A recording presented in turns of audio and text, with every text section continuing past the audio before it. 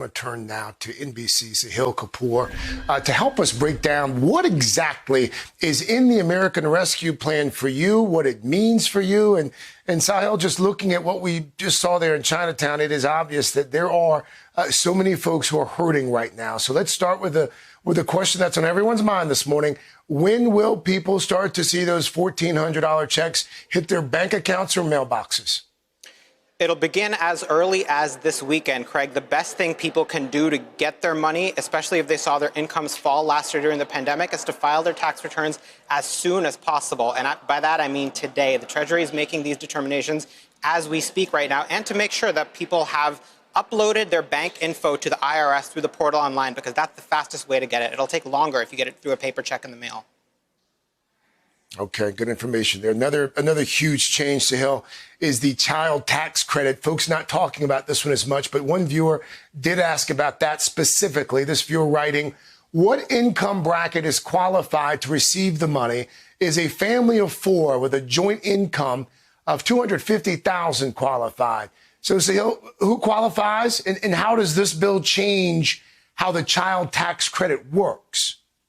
Craig, that family of four will not qualify for this enhancement. The enhancement is available for singles up to $75,000 and couples, married couples, making up to $150,000. And it's a huge, huge shift because it increases the existing tax credit of $2,000 to $3,000 for kids 6 to 17 and $3,600 for kids under 6. And it also eliminates a minimum income threshold. So it's a big deal for families under that threshold.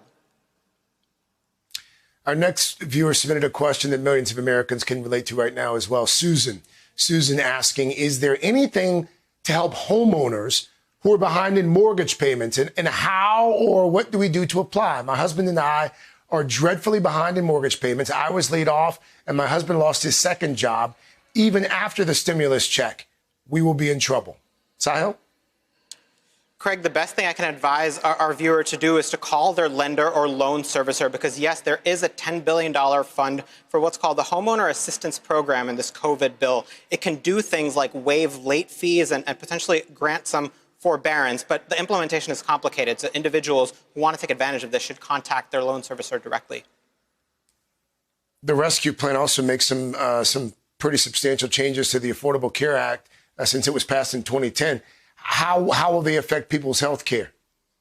There's an infusion of $34 billion in Obamacare subsidies, Craig. Those are the Affordable Care Act exchanges. And essentially, people are going to pay no more than 8.5% of their income on insurance premiums. Currently, many people pay more than that. And for those making 150% of the poverty line or less, that's about $20,000 a year, their premiums will be eliminated entirely.